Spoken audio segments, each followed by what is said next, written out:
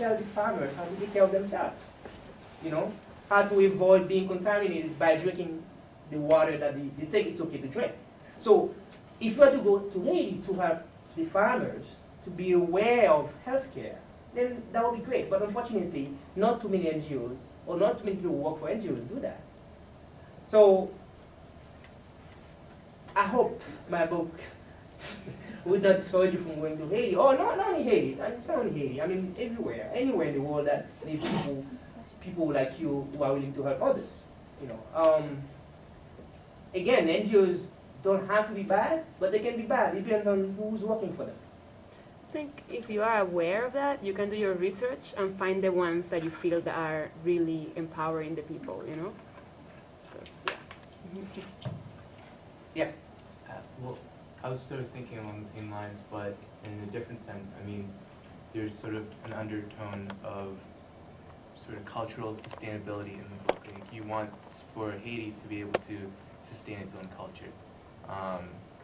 In, I guess, in the larger picture of globalization. Like, so, I mean, Yeah. I'm very cool. yeah. Yeah. I just- Trying to figure out how this thing is working here. I don't want to.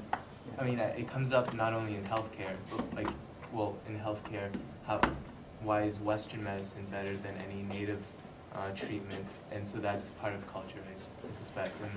And not only that, what about the clothing? The clothing's not just the monetary issue. It also brings in the fact that you're bringing Western culture and sort of messing with, you know, native dress. So I mean, that's sort of my question. I mean, how do you think like globalization can actually work out where that culture is sustained? Does anyone want to answer the question? Can you repeat it real quick? I didn't hear you that well. Well, Just a short I mean, version. how can culture in one part of the world be sustained? Well, I guess I'm trying to like. With globalization? Yeah, but I'm sort of like pulling for an answer along the lines of it's on the individual part. There's sort of an individual element that needs to be like thought about. I mean, it's on the individual to sort of sustain their own heritage. I mean, in the book, I just feel like culture is, you treat culture like something fragile that. It is fragile. I mean, agree. I mean, but it's something that changes. It's not something that. It's not. you know, It's not. It's fluid. Right. It's fluid. Right. So, I mean, how much of it is it is it Haitians' job to sort of keep their own heritage while all of this is going on, and sort of, I don't know, like. Okay, let me see if I can answer some, you know, if I can give an answer to your question. Again, I'm not against second-hand clothing. I'm not against that. I mean, if I were to go to Haiti now and I dress that way, they're gonna assume that I'm living somewhere. You know, they might assume because they will have the address. And I don't have any problem with using clothes coming from elsewhere, whether it's in the United States or France or wherever. I honestly don't care. But what I have a problem with is when the media in Haiti, start convincing people that second-hand clothes coming from the United States are better than the ones that the farmers are wearing. That's what I have a problem with. In fact, shirts that I used to wear when I was growing up, they call them, they don't use them anymore because, in some people's view, these shirts is outdated. You're like old-fashioned if you wear them. And to me, that's a conspiracy against the tailors who make them. Why do the youth, the Haitian youth, feel that way? Because they've been bombarded by the media. If you're not wearing Tommy Hilfiger. well, I should be ashamed of showing you this. Yes, shame on you. Louis Vuitton. If you're not wearing this in some places, then you're not up to date. So if you're not wearing certain shirts, Gaps, or you name it, so you're not up to date. And where do those shirts come from? Not from Haiti, but from the United States, from elsewhere. So what happened as a result of that? The shirts, the pants that the tailors make are devalued. Whereas the ones that are being imported from the West are valued. And what's the end result of that? The tailors are out of job because they are no longer able to compete with products that are coming from the West.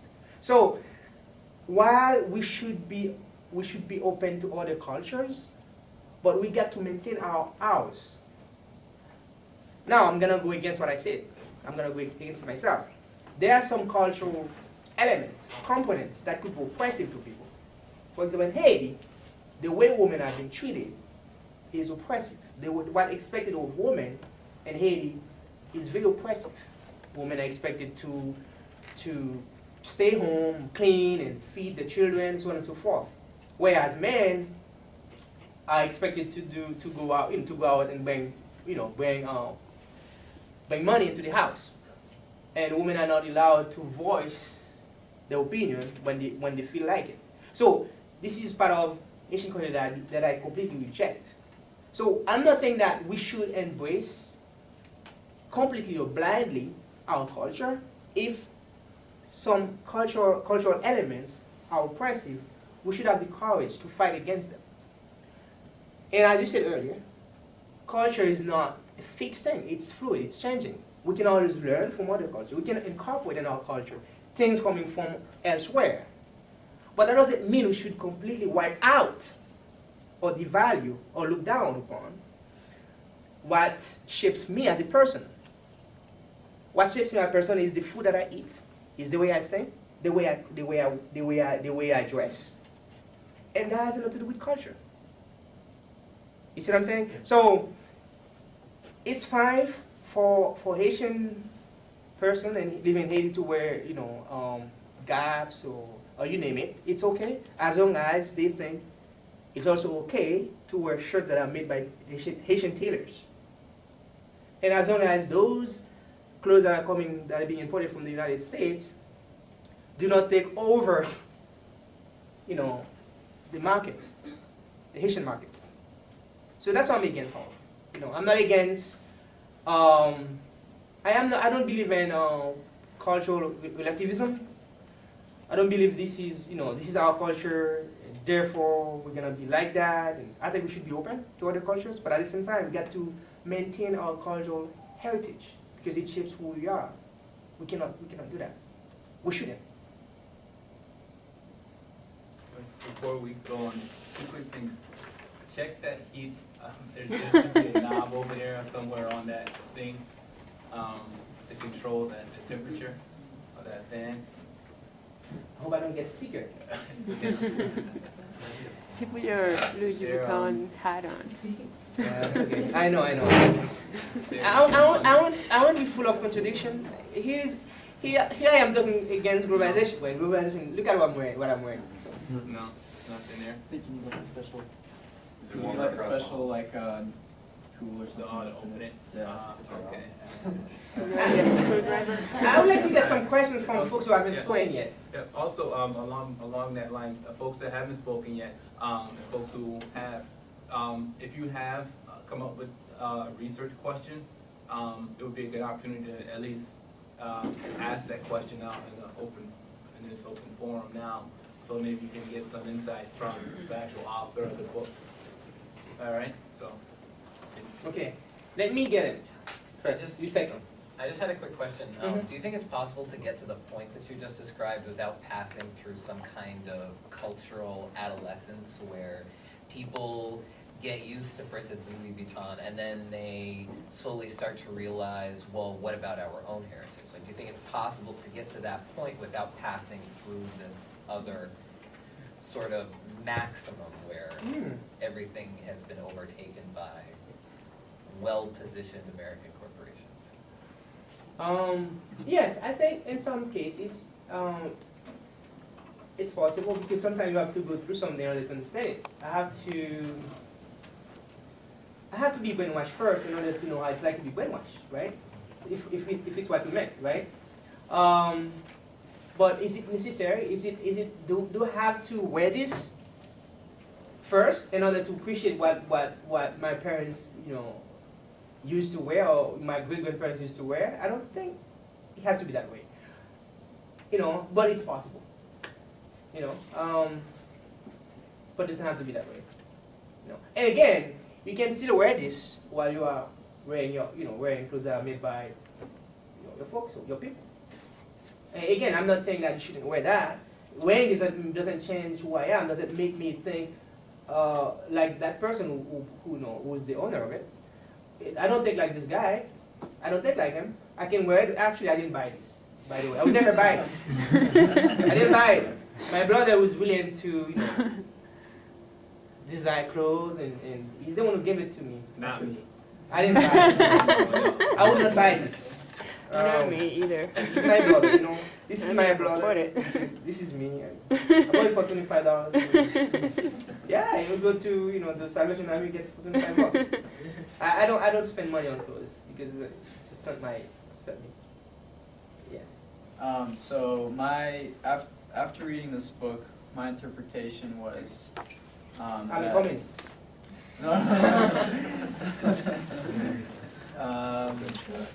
Well, so yeah, my interpretation was that a lot of the problems that arise in countries like Haiti and India and colonized countries comes from what you call the corporate countries. And that really connects to me because I'm a business major. I'm an operations management major, so over here behind us is school management. So, I learned a lot about how corporate companies in the United States work and how they move out into the international markets.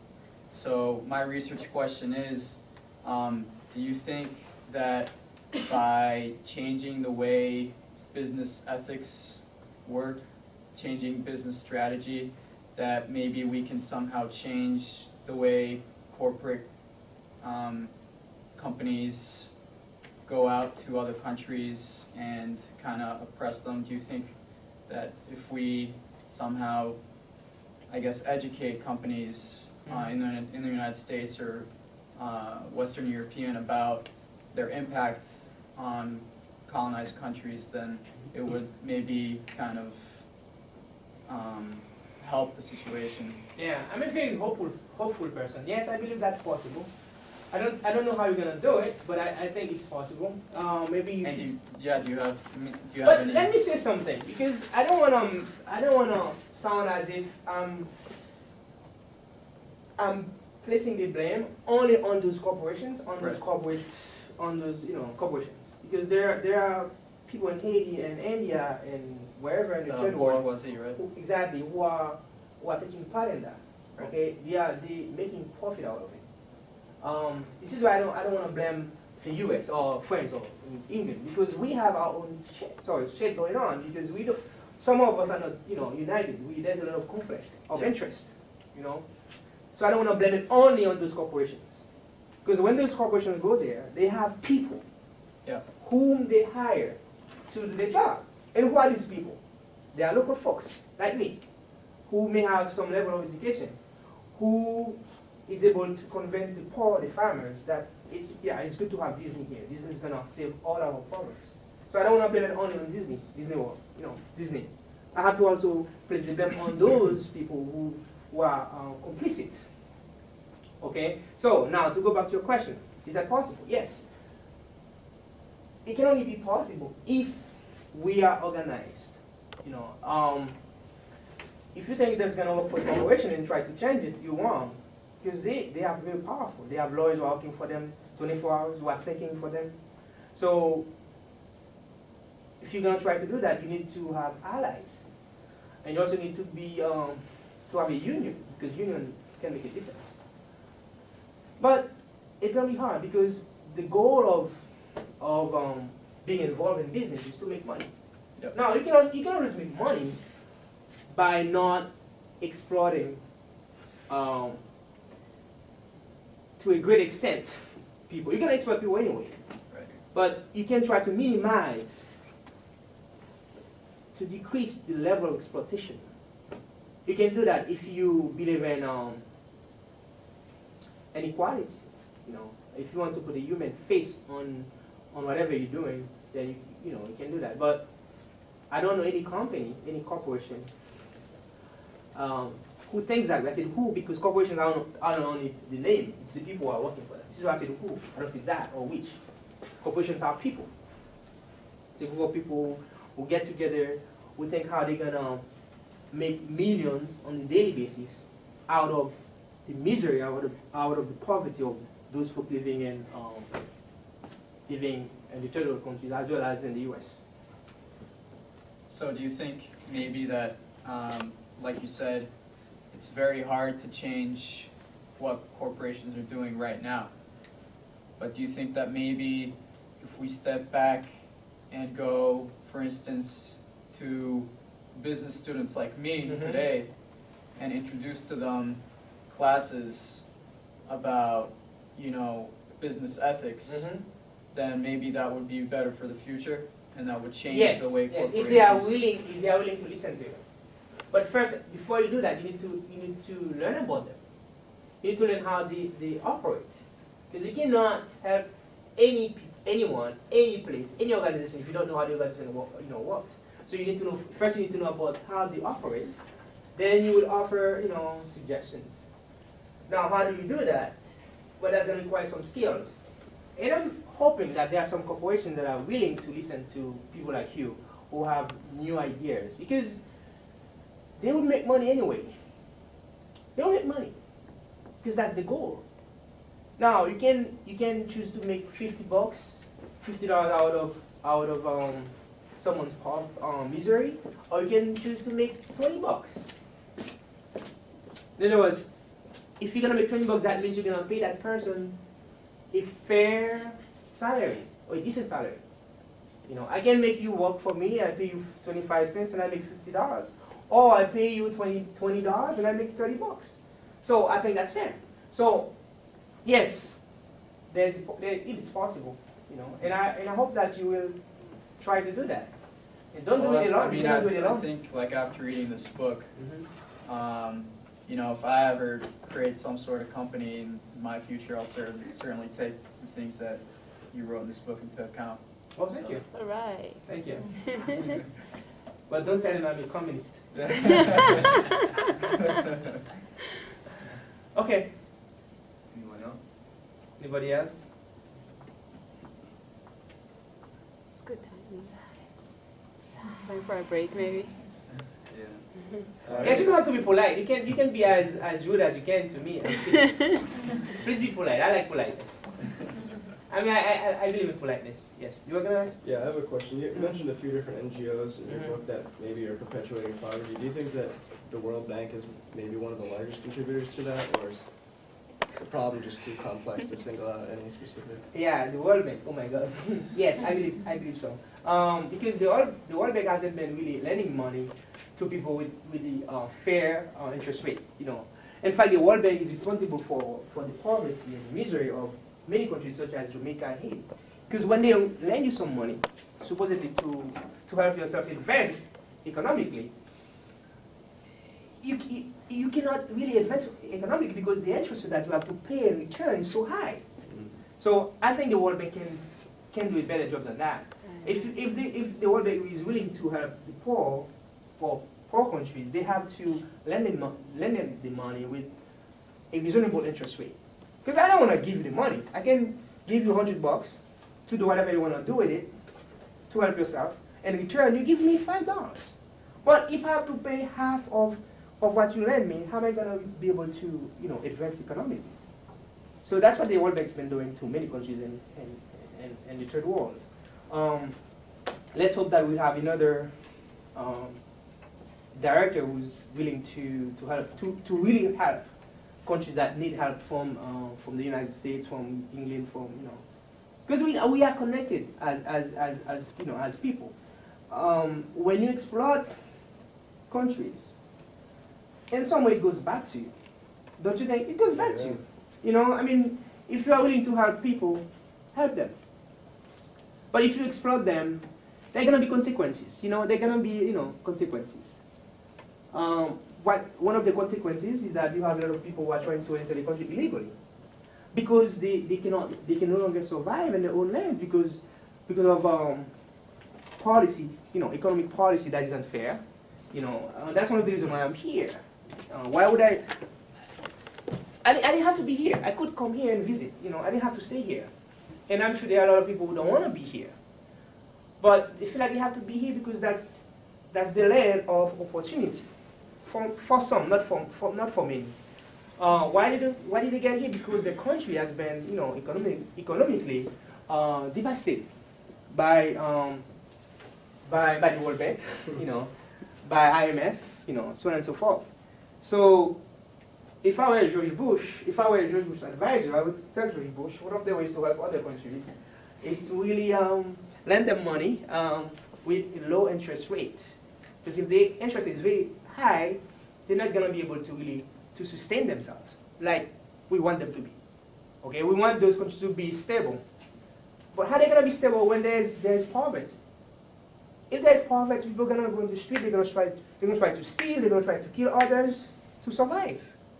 So we cannot talk about justice when there's poverty. There cannot be justice as long as there's poverty. Those two do not go hand in hand. So, I guess to kind of build on that question, but we have a powerful organization, whether it's the World Bank or the IMF. How is the individual supposed to, I guess, combat that or protest or be an activist against something that's so large and powerful? Those organizations are composed of all these corporate countries and their governments as well. Right. Well, as you know, there's been a lot of movement against IMF, the World Bank. I don't know if you remember in Seattle, people went on the street protesting against IMF and World Bank policies, because we cannot just assume that because they are powerful, therefore I cannot do anything. Because people's voice matter. If you really want them to be accountable for their own action, you have to let them know how you feel. And one of the ways to let them know is to go on the street protesting. But I haven't done so in the U.S. I've done a lot of that in Haiti, but I haven't been on the street protesting, except except here. I think it's important to do that. You can write letters to your senator, to your congressman, tell them how you feel about the World Bank. I mean, they should be able to listen to you because they're using your tax money, aren't they? Oh, they are, but And the other action you can take. I'm not suggesting to go there and start shooting the people who work for World Bank or IMF. That's not going to solve the problem. I don't believe in violence and this type of violence. I don't believe in it. But I think you can always go on the street, protesting, voicing your opinion, and tell them how you feel. If you're aware that the economic policy is really oppressive to other countries, then you should let them know how you feel about it. If you don't do anything, then they have no right. They don't have to change anything. There's a question right behind you. Yes. Hi, I don't see what that changes. All that the World Bank or whatever does, when they meet, they just go to places that are far away. That's the only thing that it changes, protesting, because they don't care what you think. Obviously, they don't care what you think, but if you be persistent, they will listen to you. They will have to do something. Why would they? Why would they? They're a very small minority. Why would they? Because they depend on you. You know what? There would be no World Bank if we as human beings do not exist. There is only because we exist as people. So if as people we are willing to take action against the World Bank will have to listen to us. Yes, if the majority of people, was against the World Bank, etc., but most people don't even know the World Bank exists. I don't know, when you said people, why are you referring to? I don't know Well, anyone I'm talking about in... people in the United States. Most people, if you just go up to an average person and ask, what's the World Bank, they're going to be like, Well, this is why you, who know about the World Bank, you should educate those people who don't know about it. Because you know why they don't know about the World Bank? Because they have a media, mainstream media, that's been lying to them. The mainstream media, what it does, it gives them, many things to entertain them. When you turn on your TV, what do you have? You have American Idol gonna start tonight. To keep you happy. Don't worry about what's happening on the street. Just be happy. You can be happy while you're watching TV, while you're in your room watching TV. So this is why they don't know about the World Bank. Because do they talk about the World Bank and CNN? No. If they talk about the World Bank, because when they talk about the World Bank, they talk all the good things about the World Bank. They don't say what the World Bank has been doing to Africa. They don't say that. no. So if you have that level of awareness, you should start telling your friends who don't know about it. And your friends will tell their friends who don't know about it. And their friends will tell their friends who don't know about it. That's how you do it. It takes only one person to start a movement. A movement doesn't start with 500 people. It starts with one person. A person who has an idea, and that person shares the idea with the other folks, and together they take action. If we just assume that, if we just say, okay, oh, they don't know about the World Bank, there's nothing we can do, then nothing will change. So we need to change that mentality. This is why you're here. This is why you're here. You understand it? No. I knew about it, when I was still in high school, so so that's not why I'm here. Well, when I said what you hear, because I should expect you to have some level of awareness because you're a student. Now, if you don't, then I would call that miseducation. Because what is education? What does it mean to be educated? Being educated means, in my opinion, is to be able to make sense of the world, have a better sense of how things work,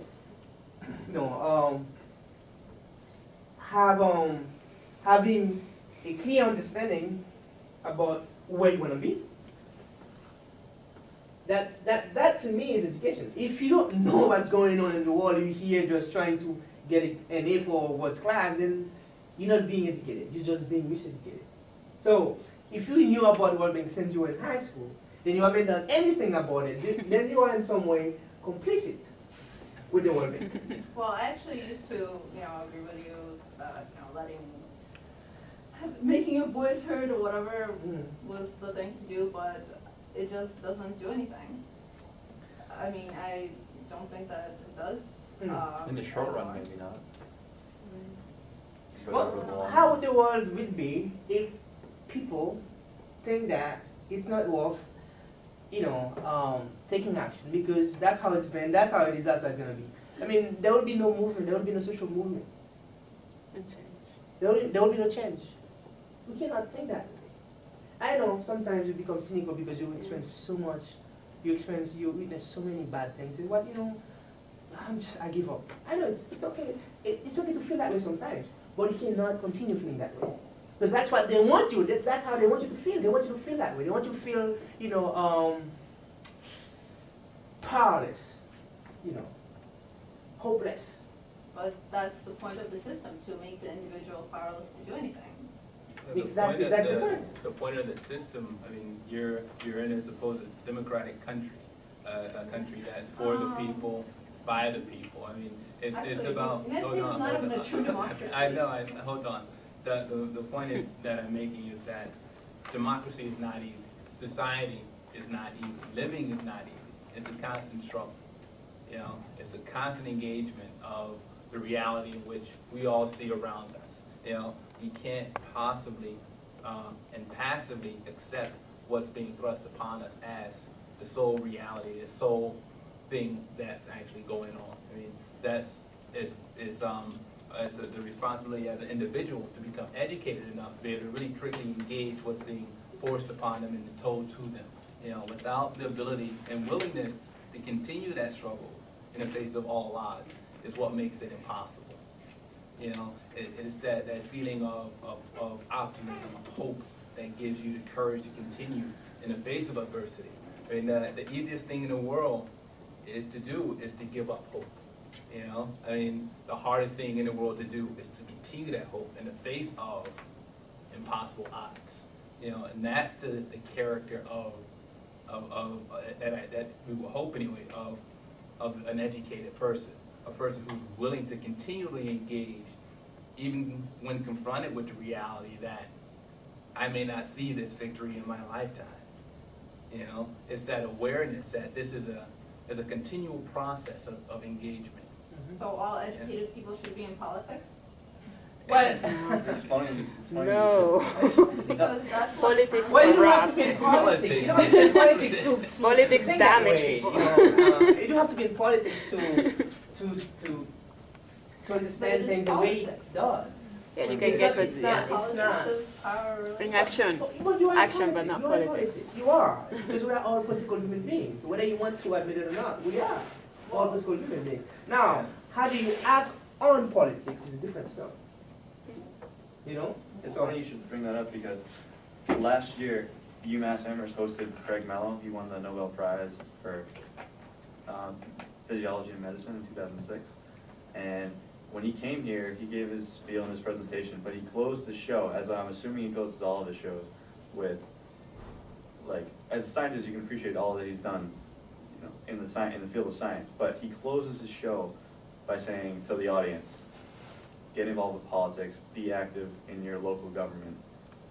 And it's that statement made by Craig Mello to me and to everyone in the audience that day made me think, like, who else is saying this to us? And I went back to, like, all the Nobel speeches, or like as many as I could see, and it was like so many Nobel Prize winners, scientists, writers, peacemakers. They're just saying, get involved with politics, get involved with politics. So yeah, I agree with that statement that we're all political people. Well, we want Because they want you to be a participant. They wasn't power. They don't want you to be a participant. They want you to be